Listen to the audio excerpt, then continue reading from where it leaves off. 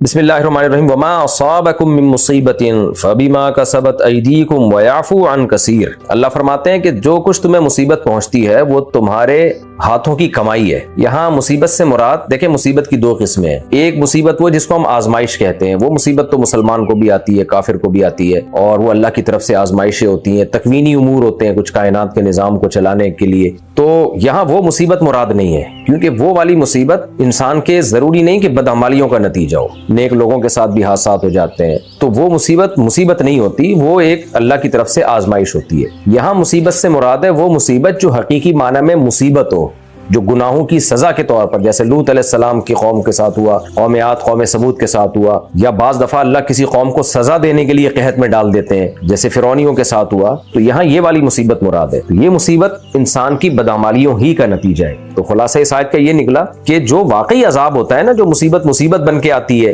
وہ انسان کی بدعمالیوں ہی کا نتیجہ ہے، اور کچھ قدرتی واقعات ہوتے ہیں، حادثات ہوتے ہیں، تو وہ بدعمالیوں کا نتیجہ نہیں ہے۔ اب سوال پیدا ہوتا ہے ہم کیسے فیصلہ کریں گے کہ کون سی مصیبت آپ کے بدعمالیوں کا نتیجہ ہے اور کون سی ویسے ہی اللہ کی طرف سے آزمائش ہے؟ قدرتی حادثات ہیں، دنیا میں ہمیشہ سے آئے ہیں، صحابہ کے دور میں بھی آئے، بڑے بڑے نیک لوگوں کی پر آزمائشیں آئی ہیں، تو ہمیں کیسے پتہ چلے گا کہ یہ بدعمالیوں کے نتیجے والی مصیبت ہے اور واقعی حقیقی مصیبت ہے یا ویسی ایک آزمائش ہے؟ تو دیکھیں اس میں یقینی طور پر تو جب تک ہمارے سامنے نص موجود نہ ہو ہم فیصلہ نہیں کر سکتے۔ اب جیسے قوم عاد قوم ثمود کے بارے میں اللہ نے بتا دیا کہ ان کی بدعمالیوں کا عذاب تھا، قوم نوح کے بارے میں اللہ نے بتا دیا کہ بدعمالیوں کا عذاب تھا۔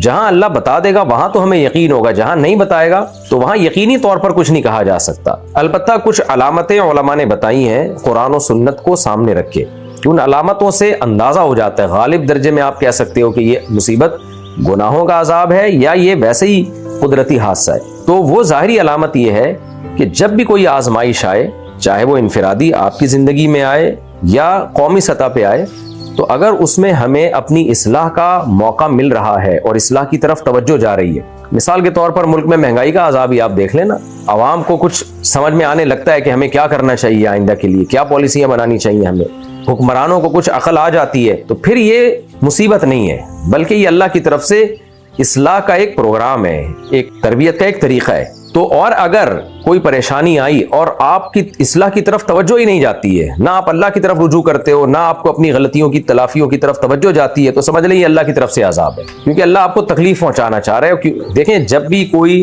تکلیف کسی خیر کا پیش خیمہ ہو تو وہ تکلیف پہنچانے والا آپ کا دوست ہوتا ہے۔ ڈاکٹر بھی آپ کو تکلیف پہنچاتا ہے آپریشن کر کے، ٹیکہ لگا کے، وہ تکلیف مصیبت نہیں ہوتی بلکہ وہ آپ کو سدھارنے کے لیے ہوتی ہے۔ شاعر نے کہا ہے نا کہ تندی باد مخالف سے نہ گھبرائے شاہین، یہ تو چلتی ہے تجھے اونچا اڑانے کے لیے۔ تیز ہوائیں شاہین کو اونچا اڑانے کے لیے چلتی ہیں، ٹینشن دینے کے لیے نہیں چلتی۔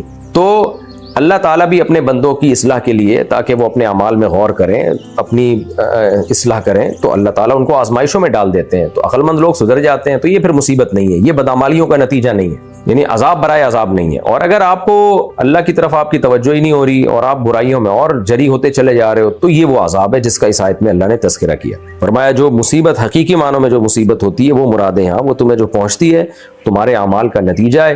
وَيَعْفُو عَنْ كَثِيرٍ، اور بہت سی برائیاں اللہ ویسے بھی معاف کر دیتا ہے۔ یعنی یہ تو جو عذاب آتے ہیں نا، یہ بہت سے گناہوں کو معاف کرنے کے باوجود جو کچھ گناہ رہ جاتے ہیں ان پر عذاب آتا ہے۔ سارے گناہوں کا اللہ عذاب دینا شروع کر دے تو قرآن میں جگہ جگہ اللہ نے یہ مضمون بیان کیا، ایک ذی روح چیز کو بھی اللہ زمین پہ زندہ نہ چھوڑے۔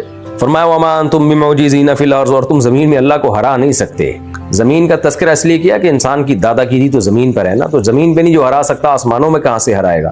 نہیں، اللہ عذاب دینے پہ آ جائے کچھ بھی نہیں کر سکتے تم۔ وَمَا لَكُم مِّن دُونِ اللَّهِ، اور نہیں ہے تمہارے لیے اللہ کے سوا من ولی کوئی دوست، ولا نصیر، اور نہ کوئی مددگار ہے، اس لیے اللہ ہی سے دوستی لگاؤ۔ وَمِنْ آيَاتِهِ الْجَوَارِ فِي الْبَحْرِ كَالْأَعْلَامِ، اسی کی نشانیوں میں جہاز ہیں سمندر میں پہاڑوں جیسے۔ مفسرین نے اس آیت کا ترجمہ جہازوں سے کیا کیونکہ کشتی پہاڑوں جیسی جو ہوتی ہے وہ جہاز ہی ہوتا ہے، تو سمندری جہاز ہیں۔ کیسے سمندر اپنی پشت پہ اٹھا کے اتنی وزنی چیز کو اٹھاتا ہے اپنی پشت پہ، اور کہاں سے کہاں ایک ملک سے دوسرے ملک تمہیں دھکیل دیتا ہے، کیسے آرام سے تم ٹریولنگ کر کے اپنی منزلوں تک پہنچتے ہو، تجارت بھی کرتے ہو۔ ارشمیدس کا لا ہم نے اسکول میں پڑھا تھا نا کہ پانی میں سوئی تو ڈوب جاتی ہے، جہاز نہیں ڈوبتا۔ تو یہ ارشمیدس کے لا کی وجہ سے ایسا نہیں ہو رہا، بلکہ اللہ نے جو قانون بنایا جس پہ جو بھی سائنٹسٹ تھا ارشمیدس وہ مطلع ہوا تو وہ اللہ کے بنائے ہوئے قانون پر مطلع ہوا ہے. وہ قانون اس نے تھوڑی بنایا ہے. ایک فطرت کا قانون، فزکس کا قانون پہلے سے زمین پہ موجود تھا جو اللہ کا بنایا ہوا ہے کہ سوئی آپ پانی میں ڈالتے ہیں ڈوبتی ہے. سمندر کو کیسے سمندر جو ہے اس پہاڑ جیسے جہاز کو اپنے سینے پہ اٹھائے رکھتا ہے. تو اللہ کہتے ہیں یہ ہماری قدرت ہے. اور پہلے زمانے میں بھی اب بھی ہم نے دیکھا ہے جب باہر ٹریولنگ ہوتی ہے تو بادبانی کشتیاں اب بھی ہیں. جب تک وہ گوروں کو ہم نے دیکھا ہے جب ایک ملک سے دوسرے ملک ٹریولنگ کے لیے جاتے ہیں نا، سیاح جو ان کے ہوتے ہیں، ٹورسٹ ان کے جاتے ہیں، تو وہ کیا کرتے ہیں کہ وہ ڈیزل بچانے کے لیے انہوں نے پردے لگائے ہوئے ہیں کشتیوں میں، جیسے پرانے زمانے میں ہوتا. تو جب تک ہواؤں سے چلائیں گے، ہوا چلائے گی ان کو، تو ہوا بڑے مزے سے چلاتی ہے کشتیوں کو. وہ پردے دائیں بائیں کرتے رہتے ہیں، اس سے اس کی ڈائریکشن چینج ہوتی رہتی ہے. تو پہلے زمانے میں تو یہی ہوتا. 100-150 سال پہلے تک اس طرح بہت زیادہ لوگ سفر کیا کرتے تھے کشتیوں پہ بیٹھ کے. حاجی بہت جایا کرتے تھے. ہماری پرانی کتابوں میں ملتا ہے کہ بادبانی کشتیوں میں بیٹھ کے حج پہ جایا کرتے تھے. تو اس میں بہت ہی سستے میں آپ کا سفر ہو جایا کرتا تھا کیونکہ ہوا کی طاقت آپ استعمال کر رہے ہیں. تو اللہ تعالیٰ فرماتے ہیں کہ تم جو ہواؤں کے ذریعے سمندری جہازوں پہ سفر کر رہے ہو، ڈیزل کا خرچہ، بجلی کا خرچہ بچا رہے ہو، انرجی تمہیں قدرت نے دی ہوئی ہے، یہ بھی تو ہوائیں اللہ کے کنٹرول میں ہے. چونکہ عرب میں تو یہ بہت زیادہ تھا اس وقت نا، یہ سمندری جہاز اور کشتیاں، یہ بادبانی کشتیاں ہوتی، وہ لوگ پردوں کو سیٹ کرتے تھے خاص اینگل سے کہ وہ ہوا آ کے ان اینگلوں پہ ٹکراتی تھی اور کشتی کو دھکیلتی تھی آگے. تو وہ اس اینگل سے جہاں ان کو موڑنا ہوتا اسی حساب سے وہ پردوں کو سیٹ کرتے تھے. تو اللہ نے فرمایا کہ تم جو سمندروں میں جا رہے ہو نا، بیچ سمندر میں اللہ ہوا کو روک دے تو تمہارا بنے گا کیا؟ یشاء یسکن الريح، اللہ اگر چاہے ہوا کو روک دے، فَيَظْلَلْنَ رَوَاكِدَ عَلَى ظَهْرِهِ، تو سارا دن یہ کشتیاں سمندر کی پشت پہ کھڑی رہیں. کیسی ٹینشن میں آؤ گے، تمہیں جان کے لالے پڑ جائیں گے. تو یہ ہوائیں اللہ کے اختیار میں ہیں. ان فی ذلک لآیات لکل صبار شکور، بے شک اس بات میں بڑی بڑی نشانیاں ہیں ان لوگوں کے لیے جو بہت زیادہ صبر کرنے والے اور بہت زیادہ شکر کرنے والے. عجیب بات ہے، سورہ لقمان میں بھی اللہ نے جہاں کشتیوں کا تذکرہ کیا تھا کہ اللہ چاہے تو طوفان سے تمہیں ہلاک کر دے سمندر میں، وہاں بھی اللہ نے یہی کہا تھا کہ اس میں صبر کرنے والوں کے لیے بہت بڑی بڑی نشانیاں ہیں. تو کشتیوں کا صبر شکر سے کیا تعلق ہے؟ دیکھیں یہاں صابر شاکر کا مطلب ہے مومن. مومن جو کامل ہوتا ہے نا، اس میں دو ہی تو بہترین خصوصیات ہیں کہ غموں پہ صبر کرتا ہے اور خوشیوں پہ شکر کرتا ہے.